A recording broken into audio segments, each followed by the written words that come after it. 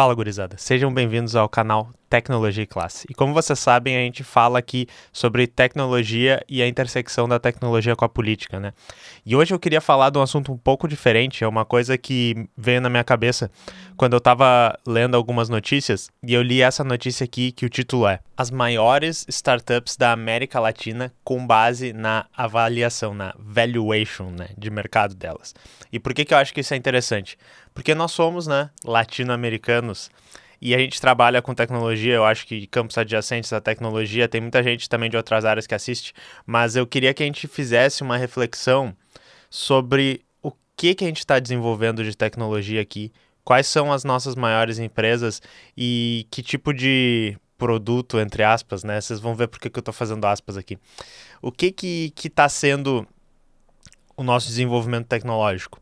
E eu acho que essa discussão aqui ela é vital, porque uma discussão que eu estou sempre trazendo para vocês, que está no livro aqui Colonialismo Digital, tem a ver com como esse nosso polo do sul global interage com a tecnologia, que tipo de tecnologia a gente desenvolve aqui e que tipo de interação a gente tem com o norte global, de novo fazendo algumas aspas, que tem uma produção, vocês vão ver, de tecnologia um pouco diferente que a nossa.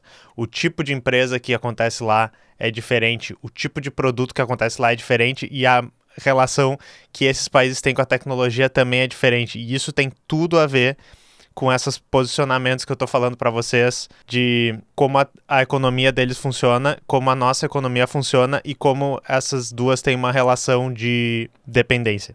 Então vamos descer aqui e vamos dar uma olhada nas maiores startups da América Latina com base na sua valuation. E eu vou dar uma lida aqui no início do artigo porque eu achei interessante, tá? Não faz muito tempo, a ideia de empresa de tecnologia de capital aberto emergindo da América Latina parecia absurda. E o Mercado Livre já pareceu tão raro e mítico quanto um verdadeiro unicórnio. Hoje, porém, a região abriga diversas startups que atingiram avaliações bilionárias. E daí, não sei se vocês estão ligados, o Mercado Livre, né, aqui no Brasil são muito populares. Essa grande empresa que é como se fosse uma Amazon, né, uma empresa de hoje de marketplace e tal, fundada na Argentina. E hoje o quartel-general, né? Eu acho engraçado que eles chamam de headquarters. Hoje a sede da empresa está em Montevidéu. Algumas dessas startups, impulsionadas para os holofotes pela expansão internacional, agora são reconhecidas além de seus países de origem, com o Nubank abrindo seu capital nos Estados Unidos. No entanto, há um grupo mais amplo de scale-ups latino-americanas que merece atenção, muitas em fintech, mas não exclusivamente. Outros setores importantes incluem e-commerce, tecnologia em saúde, logística, PropTech e SaaS. E assim, pessoal, eu não tinha ouvido falar do termo PropTech, é uma coisa que eu queria falar com vocês. Vamos continuar aqui, ó.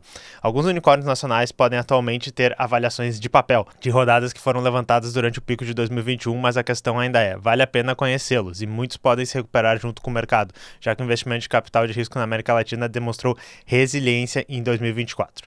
Como grupo, esses unicórnios também refletem os múltiplos polos de startups na América Latina. Enquanto o Brasil e México permanecem na liderança em números, unicórnios também surgiram na Argentina, Colômbia, Chile e Uruguai, fortalecendo ainda mais esses ecossistemas. Vamos dar uma olhada mais de perto nos principais unicórnios latino-americanos por avaliação, embora os preços mais antigos muitas vezes precisem ser encarados com cautela.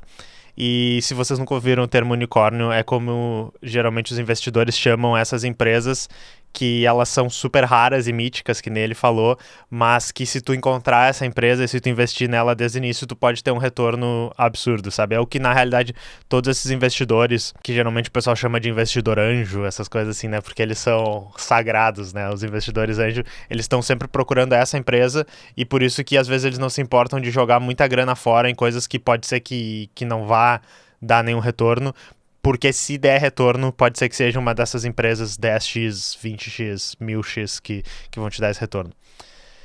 Vamos dar uma olhada. E daí, assim, algumas dessas empresas eu acho que vocês vão conhecer, outras que nem eu, talvez vocês não conheçam, né? Então, olha só, Kavak. Parece o meu nome, às vezes as pessoas me chamam, né? Errado. 2016, não tenho nenhuma relação com essa empresa. Avaliada em 2,2 milhões em abril de 2025. Com patrocinadores como General Catalyst e SoftBank, que, né, são firmas de investimento lá de fora. A Kavak é uma plataforma de comércio eletrônico sediada no México para comprar e vender carros usados e online. Tá, então, ó, compra e venda, né, intermediário de compra e venda, algo parecido com o Mercado Livre. avaliada em 8,7 bilhões após uma rodada série E que dobrou. Tá, e beleza, daí é que ele fala sobre a avaliação, eu vou tentar não ler muito isso sobre as empresas. Aí essa próxima aqui, o Ualá, 2017, avaliada em 2,81 bilhões em março de 2025. O Ualá é um neobanco argentino cujos serviços fintech incluem empréstimos, investimentos, soluções de pagamento e tecnologia de pontuação de crédito. Então, ó, empréstimo, banco, né, crédito e pontuação de crédito, que é a questão do, tipo, Serasa, né? Saber se a pessoa é bom pagador ou não. Ah, essa aqui é Clip, sem o E, tá? Ele traduziu o nome da empresa, mas uma empresa de 2012 avaliada em 2 bilhões em junho de 2024.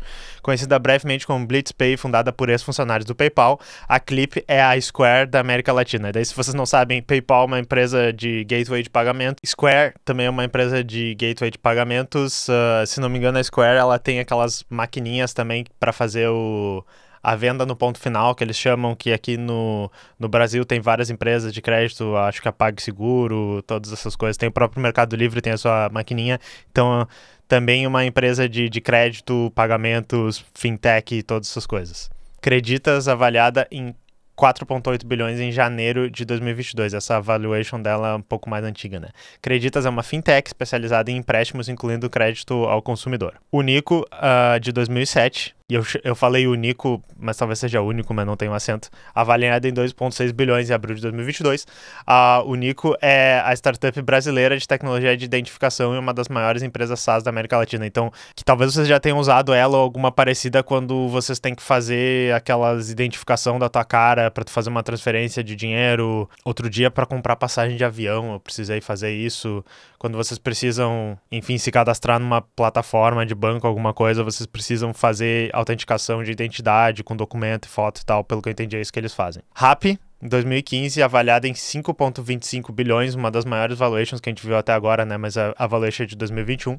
Originária da Colômbia, a Rappi é uma plataforma de entrega sob demanda que se tornou um super aplicativo e expandiu para vários países. Então isso é uma coisa que a gente até já falou em algumas notícias, mas a Rappi, ela começou a fazer basicamente de tudo dentro da plataforma, tá? E que eu acho que é algo que a Uber e iFood também tentam fazer, que é não só ter entregas, mas daí começa a ter supermercado, e daí começa a ter uma plataforma de vendas, começa a ter marketplace, todas essas coisas. Eu não uso muito Rappi e eu não tô familiarizado, eu acho, com como isso se parece dentro do aplicativo, mas é interessante. Daí aqui é o segundo parágrafo, vale a pena ler. Ó. Sua ascensão se consolidou antes da pandemia em 2019. A empresa captou um investimento de 1 bilhão da SoftBank, mas sua avaliação de 5,25 bilhões estava atrelada à rodada de mais de 500 milhões obtida em julho de 2021. Desde então, a Rappi tem operado em um ambiente mais desafiador, realizando diversas rodadas de demissões e enfrentando mudanças na legislação da gig economy no México, onde agora planeja investir 110 milhões para impulsionar suas operações. No entanto, a empresa ainda tem grandes expectativas para um IPO e contratou um CFO para se preparar para essa empreitada após atingir o ponto de equilíbrio pela primeira vez no final de 2023. Isso é engraçado. O ponto de equilíbrio é o ponto onde ela estava gastando o que ela ganha. Entendeu? Então ela não estava mais dando prejuízo. Que nem a gente já falou aqui, essas empresas desse ramo, elas demoram para fazer isso exatamente porque elas precisam de um investimento muito grande para dominar o mercado, mas daí depois que elas chegam nesse ponto de equilíbrio, a gente vai ver o que acontece. É exatamente o que eu queria falar depois que a gente passasse por todas aqui. A Quinta Andar é uma empresa brasileira de PropTech, que é o termo que eu disse que eu não tinha ouvido falar até ler esse artigo, focada na locação e venda de imóveis residenciais, com atuação comercial em 6 países da América Latina e um hub de tecnologia na Europa. Realizou diversas aquisições e se tornou um grupo com mais de 3.500 funcionários. Em 2021, a startup esteve bastante ocupada com a captação de recursos, menos de 3 meses após anunciar uma série de... Tá, isso aqui é papo de investimento, né? Mas, enfim, eles levantaram bastante investimentos e aqui, ó, inclusive Gazek, General Atlantic, SoftBank e Tencent. Nuvenshop 2011, avaliada em 3,1 bilhões em agosto de 2021. Conhecida como Tienda Nube nos mercados de língua espanhola, a Nuvenshop é uma plataforma de comércio eletrônico brasileira projetada para PMEs, pequena e média empresa, tá? E empreendedores venderem produtos e serviços online, ou em resumo, a resposta da América Latina ao Shopify, que também é uma plataforma muito parecida que vocês criam uma loja e vocês devem conhecer alguém que usa a Nuvenshop, porque é uma plataforma muito popular aqui. Vamos para a próxima. Loft, 2018, avaliada em 2,9 bilhões em abril de 2021. A Loft é uma empresa brasileira de PropTech. E daí, o que é PropTech, né? Já que a gente já falou 2 vezes. É basicamente Uber de imóveis. tá? E eu acho que a gente vai chegar no ponto aqui que eu queria quando a gente lê o resto das outras, tá? Bitso, 2014, avaliada em 2,2 bilhões, é uma exchange de criptomoedas latino-americana que facilita pagamentos internacionais. CloudWalk, 2023, em 2,15 bilhões, conhecida por suas marcas Infinite Pay e Jim.com, a CloudWalk é uma empresa brasileira de infraestrutura de pagamento, não confundir com a empresa chinesa de software de reconhecimento facial, do mesmo nome. Log, avaliada em 2 bilhões em março de 2021. A Log é uma empresa de logística sediada no Brasil, conhecida por seu foco em entregas de última milha, tá? Então, é aquela coisa que a gente sempre fala, o correio, ele vai ser quem faz o grande translado entre estados, para cidades mais do interior, mas essas empresas de logística, elas geralmente fazem aquela coisa que vocês devem ver, que tem Mercado Livre, Log e tal, que eles fazem as entregas, lá que chega o cara com um carrinho lotado de produto e daí vai passando, entregando na rua e tal. Porque a entrega de última milha é essa que tem um centro de distribuição na tua cidade ou em alguma cidade perto e daí vem o pessoal lá com o carrinho e vai fazendo a entrega no bairro, né? Não é todo o processo de logística, é só esse de redistribuir a partir do centro de distribuição. Mas beleza. Estamos chegando ao fim aqui. Wildlife Studios. E daí assim, pessoal, eu fiquei... Nossa, eu conheço esse nome, né? Eu acho que eu já ouvi falar dessa empresa, tá? A Wildlife Studios, avaliada em 3 bilhões em agosto de 2020. É uma empresa brasileira de jogos para dispositivos móveis. Pessoal, essa Wildlife Studios é uma das empresas que faz aqueles joguinhos que eu tô sempre comentando para vocês, aquele joguinho de Android que tem as propaganda fake. E é aquele joguinho de você vai correr pro lado e pegar -2, ou se você vai correr pro outro lado e pegar ×3. E daí a pessoa pega o -2 e tu fica, não, que porra, por que foi pro lado errado, sabe? Aquele joguinho de ficar dando tiro em zumbi, e daí tem milhões de variações da mesma coisa. Eles fazem esse tipo de jogo pra mobile, tá? E daí eu já fico uma coisa que eu sempre me pergunto é, da onde que vem tanta grana? Como é que eles ganham tanta grana? A resposta, na realidade, pessoal, inclusive eu já falei com algumas pessoas que trabalham nesse ramo de joguinhos para Android, é os usuários baleia, né? Os usuários que eles chamam que são pessoas que acabam gastando muito dinheiro dentro do joguinho, acabam gastando demais e conseguem sustentar um monte de gente, ficar jogando de graça, perdendo tempo e enfim, eles também ganham dinheiro com propaganda, mas eu acho que o que eles buscam é sempre alguns usuários que vão abrir a carteira e gastar quantidades desproporcionais de dinheiro nesses jogos. E daí a última que tem aqui, C6 Bank, né? 2018, avaliada em 2,28 bilhões em dezembro de 2020. Também uma valuation um pouco mais velha. O C6 Bank é um banco digital brasileiro. Ao contrário de alguns concorrentes, não expandiu para além do Brasil, onde possui mais de 35 milhões de clientes, tá? Então assim, pessoal, o que eu queria chamar a atenção para vocês? Não sei se vocês perceberam, mas a maioria, sendo muito bonzinho, sei lá, 90% dessas empresas que são as grandes startups, que são as grandes promessas para investimento, porque se vocês perceberem ali quando o TechCrunch mostra isso, eles estão falando, né, para esse público que está investindo, que tem muita grana e que está de olho em quais vão ser os próximos unicórnios. Eles até falam isso, né? Quais vão ser as próximas empresas que vão dar muita grana.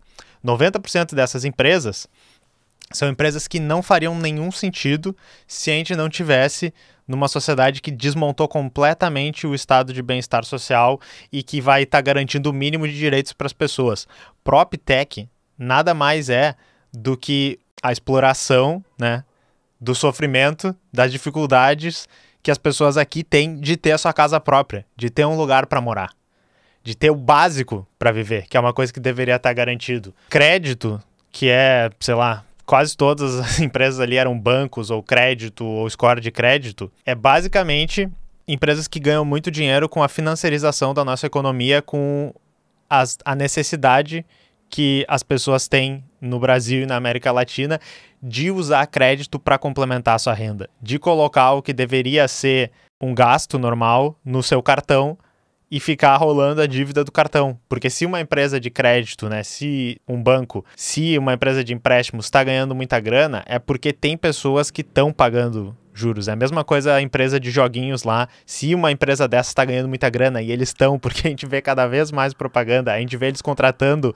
artistas, a gente vê eles contratando pessoas famosas para fazer aqueles joguinhos. E daí quando tu joga o joguinho, tu nota, cara, não tem nada aqui. É só um negócio para ficar te farmando dinheiro de ti, para tentar te forçar a gastar.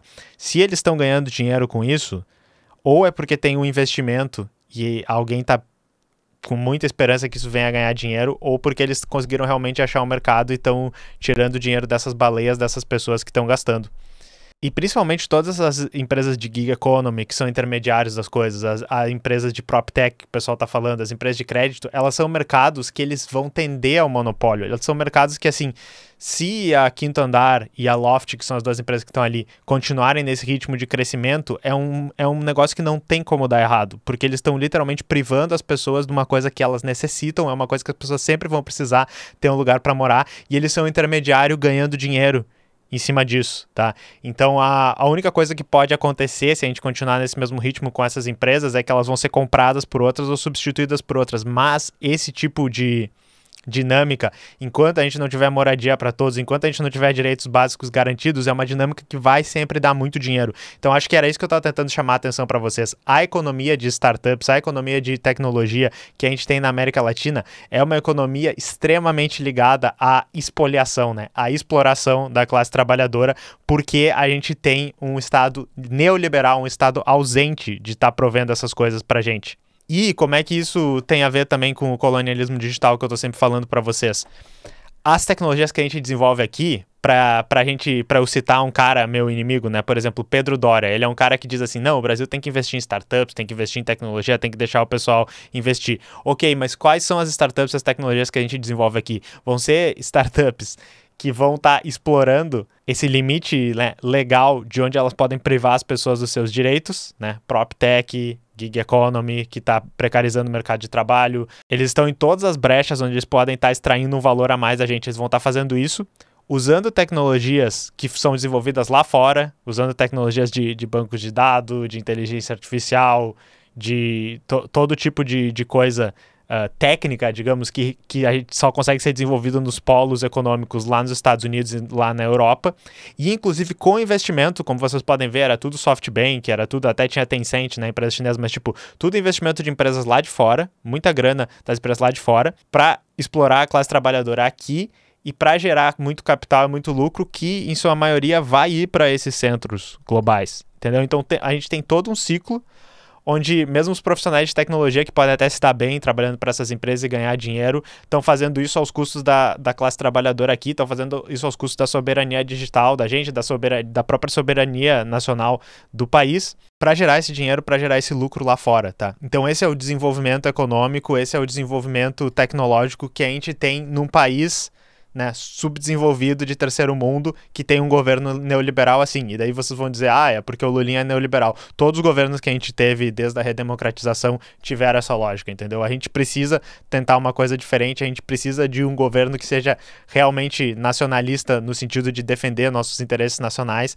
mas que seja um governo que busca a soberania e que busca a emancipação da nossa classe trabalhadora aqui, para que a gente possa, quando a gente desenvolver tecnologia, a gente está desenvolvendo uma coisa que vai ser útil para resolver nossos problemas aqui, que não vai ser uma coisa que vai estar privando a gente de direitos básicos para, né, uma classe específica de gerentes e até, se vocês quiserem dizer, programadores que estão trabalhando nessas empresas ganhem dinheiro, e uma classe de parasitas lá fora do país, né, uma burguesia que inclusive não é nem local, esteja ganhando muito dinheiro e a gente continue sofrendo aqui.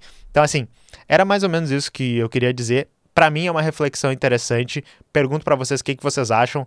Eu sei que existe esse tipo de empresa em todos os outros países, mas eu só estou querendo mostrar que o desenvolvimento tecnológico que a gente tem aqui, onde a gente está realmente metendo a mão na massa, é para fazer esse tipo de coisa que, na minha opinião, é um lixo, é um retrocesso humano, tá? Esse tipo, a maior parte dessas startups, e eu não quero fazer isso, eu não quero trabalhar nisso pro resto da minha vida, eu quero realmente construir um país melhor para todo mundo, e isso passa por uma mudança política, por uma mudança de mentalidade e uma mudança social, e eu estou chamando vocês para virem junto comigo. Beleza, meus camaradinhas? É isso aí, nos vemos na próxima.